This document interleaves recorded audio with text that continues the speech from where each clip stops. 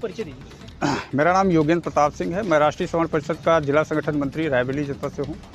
आज आप लोग धरना प्रदर्शन कर रहे हैं, क्या है पूरा? जी, ये एक अभी यूजीसी में एक नया इक्विटी एक्ट लागू हुआ है।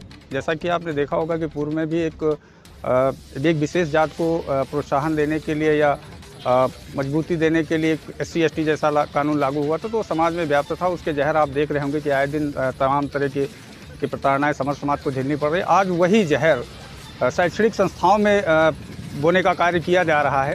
यूजीसी का जो इक्विटी का एक काला कानून जो लाया गया है, ये बहुत ही घातक कानून है। ये आने वाली समय में जो हमारे जो युवा पीढ़ी है और उसके लिए बहुत घातक होगा। जो समर समाज की योग्यताएं हैं और जो प्रतिभाएं हैं, उनको कुचलने की एक साजिश है। इसका हम खुला विरोध करते हैं और उसी संबंध में आज हम राष्ट्रपति महोदया को संबोधित ज्ञापन जिलाधिकारी महोदया को देने आए हैं।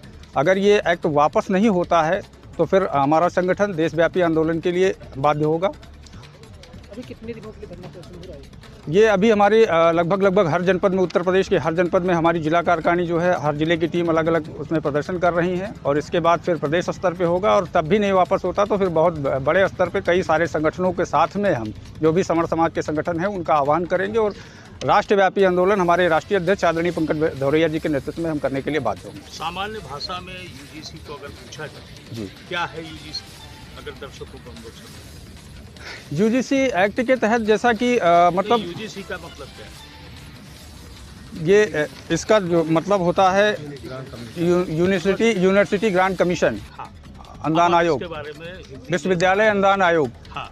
तो इसमें में जो ये जो एक्ट बनाया गया है जी, इससे क्या नुकसान है, सामान्य भाषा में लोगों को बताने की आवश्यकता है, दर्शक समझ पाएं इस बात को। नुकसान ये है कि जैसे अभी तक आप देखते हैं कि समाज में एक भेदभाव है, जाति दुश्मनी निकालने के लिए लोग दोष लगा दे रहे हैं। कल का भविष्य में जो हमारे समर समाज के बच्चे हैं उनके साथ भेदभाव होगा। अगर किसी से दुश्मनी निकालने सीधे आरोप लगा देंगे, हमको पानी नहीं पीने दिया, हमको खाना नहीं खाने दिया, तो उस दौरान उनकी पूरी लाइफ यानी बर्बाद हो जाएगी। उनको ऐसा कुछ प्रावधान है इसमें कि आगे शिक्षा से वंचित कर दिया जाएगा।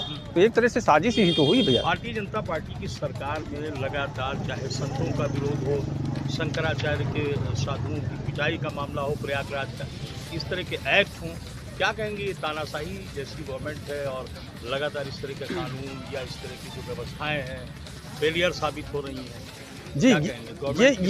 ये शुरुआत में लोग हमारे समझ नहीं पाए। उनको हिंदुत्व की एक तरह से अफीम सुंघाई गई थी, लेकिन उसके आड़ में क्या हो रहा था धीरे धीरे उसका खुलासा हो रहा है। आपने भी देखा होगा कि हिंदुत्व के आड़ में सत्ता पाई गई और 10 साल से शासन किया गया, लेकिन बढ़ावा किसको दिया जा रहा है? बौद्धिज्म को और अम्बेडकरवाद को। देश एक समय हिंदू मुस्लिम की राजनीति की गई और एक समय देश को 2 भागों में बांटा गया था, फिर पुनः 2 भागों में बांटने की तैयारी चल रही है। जो है बौद्धिज्म एक तरह से अम्बेडकरवादी बौद्धिज्म एक अलग हो जाएंगे और सवर्णों को अलग बांटने की तैयारी चल रही है। बेरोजगारी है, महंगाई है, समस्या है, इस पे बात नहीं हो रही। पूरी राजनीति जातिगत हो गई। अगर सही सही देखा जाए तो पहले जो MDG था, जो मिलेनियम डेवलपमेंट गोल, या और उसके बाद फिर SDG लागू हुआ, उस पर कोई चर्चा नहीं कर रहा है।